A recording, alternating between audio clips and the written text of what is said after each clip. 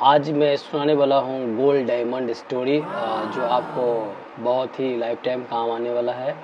और ये story real है और मैं उनका नाम नहीं ले सकता, क्योंकि ये स्टोरी ऑलरेडी मार्केट में है और मैं उस रियल कैरेक्टर का नाम नहीं लेके मैं आपको ये स्टोरी आज सुना रहा हूँ, जो आपको बहुत ही जीवन में काम आएगा। ये 1982 की बात है और जब उस समय उतना व्यवस्था नहीं था, कि सब घर में जैसा स्थिति था लगभग आपके यहाँ उसके यहाँ तो सेम ही था लगभग। और एक आदमी का पिताजी भी व्यापार करता था, वो सामान्य व्यापारी था, तो कभी कभी अपने बच्चे को साथ में लेके जाता था व्यापारी में, वो पढ़ता भी था। तो कैसे भी करते करते उस बच्चे को थोड़ा बड़ा हुआ, और तो क्या हुआ कि उसका बच्चा पढ़ने में एकदम बेकार था, उसको इधर उधर जाने होने में बहुत मज़ा आता था। तो वो माध्यमिक मतलब 10th क्लास में वो फेल हो गया। फेल होने के बाद में एक ऐसा माहौल बना, ऐसा समय हुआ। उस समय क्या हुआ कि उसके पिताजी ने बोला कि अब तुम अपना देख ले भाई, अब तेरा हो गया। तो उसकी माँ भी रोने लगी, क्योंकि एक ही लड़का था। उसको उस समय 500 रुपया दिया उसका पिताजी ने। 500 रुपया बहुत था, समझो कि आज के हिसाब से 10-20 हज़ार रुपये समझो कि मैं आपको इतना दे सकता हूँ, इसके आगे मैं नहीं दे सकता हूँ। तो उसका कोई दोस्त बॉम्बे में रहता था और वो बॉम्बे आया। उस समय फ़ोन की कनेक्टिविटी कम था ही नहीं समझो। और ये उस समय जब वो बॉम्बे आया, जो उसको एड्रेस पता मिला उसके हिसाब से आया। वो जगह बोड़ोवली है। जब वहाँ पहुँचा तो वो दोस्त नहीं मिला। उसका 500 रुपया तो है, 500 बहुत पैसा है। फिर आया तो कहाँ जाए किधर जाए कुछ समझ में उसको नहीं आया। इतना समझ में आए खाओ पियो। तो वो स्टेशन पे ही रहना शुरू किया और वो खूब खाता पीता इधर उधर घूमता, स्टेशन में सो जाता, उसे मौज मस्ती बच्चा था वो। लेकिन उसको ये समझ में नहीं आया कि भाई फ्रेंड जो यहाँ पे है दोस्त वो नहीं मिला तो क्या हुआ, और उसका क्या होगा। उसका फ्रेंड नहीं मिला, वो लगातार ढूंढने की कोशिश किया, बहुत लोग से पता किया। बाद में ऐसी स्थिति आया कि वो पूरा पैसा ख़त्म कर लिया और उसके पास में इतना पैसा अब नहीं कि वो कल क्या खाएगा या आज रात में क्या खाएगा, कुछ समझ में उसको नहीं आ रहा है और बहुत रो रहा है वो। और जब उसका पिताजी पैसा दिया 500 रुपया, तो बोला कि अब जाओ 2 साल बाद आना कि 500 से आप क्या किए, और जब तक कुछ नहीं होना, जब तक कुछ आप नहीं बनोगे तो आना मत। उसके दिमाग में चल रहा था, उसके दिमाग में चल रहा था कि पिताजी बोला ये 500 रुपया आपको दे रहा हूँ, इससे आप क्या बना रहे हो मुझे बताना, और जब तक कुछ बन नहीं जाना तब तक आना ही मत। और ये जो मैं प्रॉपर्टी बनाया हूँ ये आपके लिए नहीं है, मैं अपने लिए बनाया हूँ। उसका दिमाग में चल रहा था। पिताजी उसको बोला और 82 के समय में या अभी भी में कुछ बात बोल दे तो बच्चों के अंदर बहुत एग्रेसिव आता है कि नहीं नहीं मैं जाता हूँ घर छोड़ के, कुछ ना कुछ कर लूँगा। अब उसको दिमाग में चल रहा है और सुबह से शाम हो गया, शाम से फिर सुबह हो गया, कुछ खाया नहीं है वो। कुछ समझ में नहीं आ रहा है क्या होगा, क्या कैसे करना है, कुछ समझ में इसको नहीं आ रहा है। तो वो एक चीज़ देखा, जो घटना देखा, उस घटना को नोटिस किया उसने कि एक जगह पेपर आता था सुबह में 4:15 बजे 4:30 बजे बोरवली स्टेशन पे, और पेपर बहुत लोग लेके जाता था, और वही पेपर दुकान पे 2-3 जगह स्टेशन के अलग अलग प्लेटफार्म पे बिकता था। उसको ना वो गौर किया, और जो पेपर बेचता था उनको उन्होंने बोला कि भाई सर मुझे आप, मैं आपका पेपर बेच दूंगा, मुझे आप खाना दे देना या कुछ होगा तो पैसा दे देना। तो ऐसा करते करते महीनों बीत गया और खाना वहाँ से मिल रहा है, सब काम हो रहा है। तो कुछ पैसा उन्होंने देना शुरू किया उनको। अब जब पैसा देना शुरू किया तो उसको कुछ अंदर कॉन्फिडेंस आया।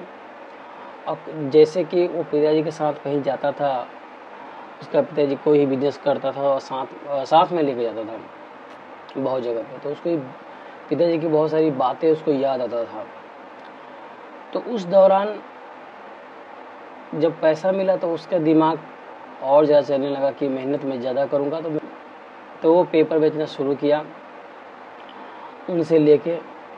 कुछ ऐसा समय आया, उसके भाग ने लाया या वो लाया पता नहीं, जो पेपर का दुकान वाला था, जो स्टॉल था, उसको कहीं जाना हुआ, बोला कि आप संभालो, मैं आपको इतना पगार दूंगा। तो आप उसको जो नॉर्मल पगार पे काम करता था कि कुछ कमीशन बेस पे, तो उसको ना एक फिक्स पगार हुआ। जैसे ही वो आया 2-3 महीने बाद जो पगार था लिया, उसने क्या किया कि नॉर्मल फीस लेना बंद किया। सर बोला कि मैं खुद पेपर बेचूंगा, आप मुझे सपोर्ट कीजिए।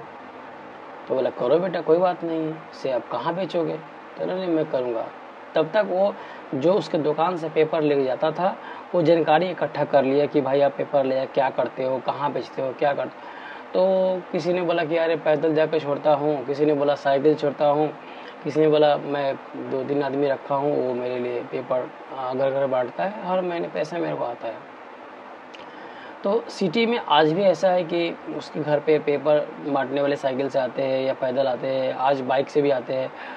तो उसका एक फिक्स क्लाइंट हो गया, तो उसके दिमाग में कुछ आ गया, तो उसने ऐसा किया कि लोगों को पेपर देने की कोशिश किया। तो लोग बोला यार ऑलरेडी मैं पेपर ले रहा हूँ, जो अभी मैं ले नहीं सकता हूँ पेपर। तो बहुत सारे लोग ना अपना पूरा काम, जो मुंबई में रहता था, तो वो अपना पानी उनी भर के 6, साढ़े 6, 7 बजे उसको पेपर पहुंचाता था। ऐसा उसने खोजना शुरू किया कि किस एरिया में ऐसा हो रहा है। तो उस एरिया में वो गया और बोला सर मैं आपको ना 5 बजे से पहले पेपर डाल दूंगा, 5 बजे से पहले पेपर डाल दूंगा, ये मेरा गारंटी है। तो बोला कि यार पेपर तो आता है सर, आपको कहीं सुबह जल्दी जाना हो और आपको पेपर नहीं मिला तो आप शाम का आओगे तो पढ़ पाओगे। अब मैं आपको 5 बजे सुबह ही डाल दूंगा, आप बोलो तो 4 बजे भी डाल सकता हूँ, 4:15 बजे भी डाल सकता हूँ। तो लोगों ने, बहुत सारे लोग उससे इम्प्रेस हुआ और उसने काम शुरू किया।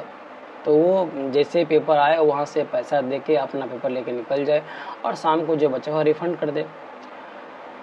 ऐसा करते करते करते उसके पास इतना मोटा पैसा हो गया कि 5-6 लोगों को रख सकता है।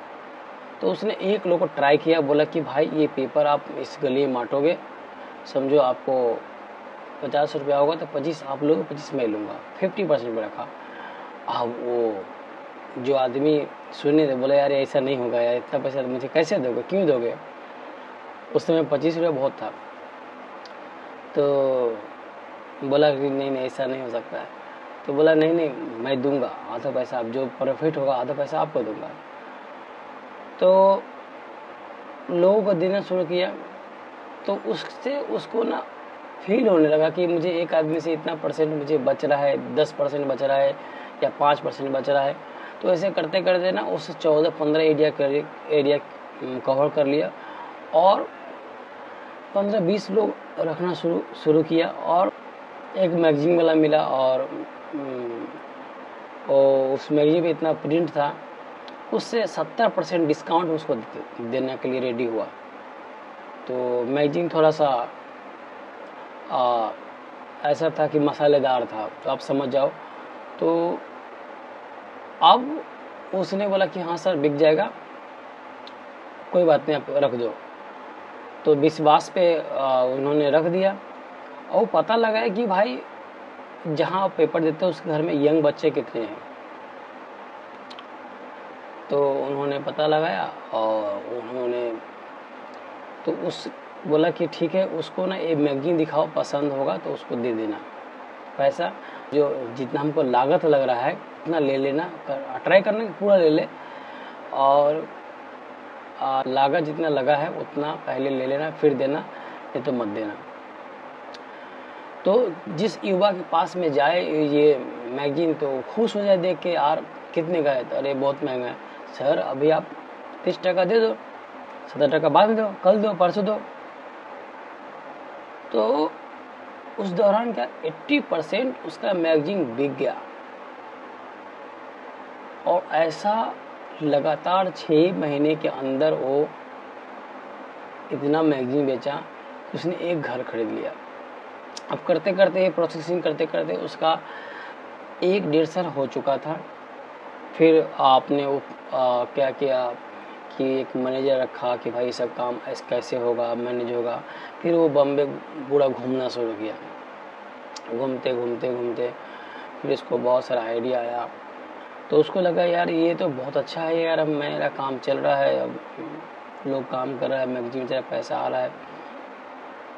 फिर और समय बीतता गया। जब बीतता गया तो उन्होंने एक और घर लिया और समय बीत गया।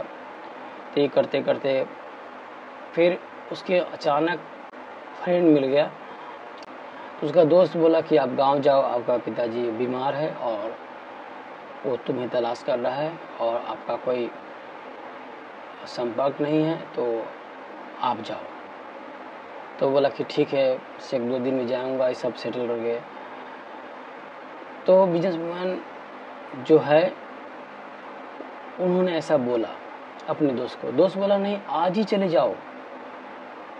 एक बोला नहीं मैं जाऊंगा, मुझे थोड़ा वक्त दो। वो इतना इमरजेंसी सुनने के बाद भी वो अपने दिमाग को कंट्रोल किया और जो भी लाइनअप था बिजनेस का कि कैसे वर्क करेगा, मेरे आने तक कैसे चलेगा, कौन संभालेगा, कौन विश्वासी आदमी है, वो पूरा सेटल करके फिर गया, गांव गया। तो जैसी स्थिति थी वैसी थी। तो उसका लगभग 2.25 साल या 3 साल हो चुका था। तो उसकी माँ को अपनी सब कहानी सुनाया। तो उसकी माँ बहुत भावुक थी। मेरा बेटा बॉम्बे में गया, उसको दोस्त नहीं मिला, बहुत भावुक थी, बहुत रोने लगी और सोचा कि मैंने ऐसा क्यों किया, मेरे पास इतने संपत्ति है फिर भी ऐसा किया। उसका जवाब है कि उसकी माँ ने बोला कि मेरे से गलती हो गया, हम लोगों ने गलती की, आपको भेज दिया, आपको जो तकलीफ़ हुआ इसके लिए क्षमा चाहता हूँ। तो उसका बेटे के जवाब सुनो आप। माँ को बोलता है कि जो पिताजी किया मेरे साथ बहुत अच्छा किया, इसकी वजह से मैं आज बहुत कुछ हूँ और आपका आशीर्वाद ही चाहिए मुझे। और आज ऐसा आप नहीं करते तो जैसा मैं था तो मेरा जीवन और बर्बाद हो जाता। तो थोड़ा दिन के लिए मुझे कष्ट हुआ, भूखा रहना पड़ा, स्टेशन में सोना पड़ा, लेकिन आज मैं हूँ। तो पिताजी उसका बात सुन रहा था। तो हर पिता को ऐसा बेटा चाहिए जो अपने पैरों पे खड़ा हो जाए। अब मेरे आंखों में बार बार आंसू आ रहा है। तो कहानी रियल है, इसके वजह से मैं उसको करीब से जानता हूँ, तो इसके वजह से ऐसा हो रहा है। इस कहानी में आपको मैं यही सीख देना चाहता हूँ कि आप कहीं भी हो और आपको आपके अंदर एक हिम्मत होना चाहिए कि मैं क्या कर सकता हूँ, कैसे कर सकता हूँ, चाहे भूखे रहो, प्यासे रहो। और दूसरा और भी बातें हैं कि कितना इमरजेंसी हो, आपका दिमाग उस समय काम करना चाहिए आपके बिजनेस के लिए, आपके जीवन के लिए। कि भाई उनको ये जब दोस्त बोला कि पिताजी बीमार है तो वो अचानक बिजनेस छोड़ के नहीं गया, उसको पूरा सेटल करके गया। जब गांव गया तो ये नहीं बोला कि आजकल के बच्चे ऐसे हैं कि अरे तुमने तो मेरा ये घर छीन लिया, ये कर लिया, वो कर लिया, मैं देख ये कर दिया हूँ, दिखाया नहीं। उसने ये बोला कि आप मेरे पिताजी ने मुझे जीवन बना दिया कि मुझे भेजा और मैं कुछ किया। तो ये कहानी सुनने के लिए आपको बहुत बहुत धन्यवाद। और ये रियल कहानी है और इसके लिए थैंक यू। आप कहानी सुने, शुक्रिया, थैंक यू।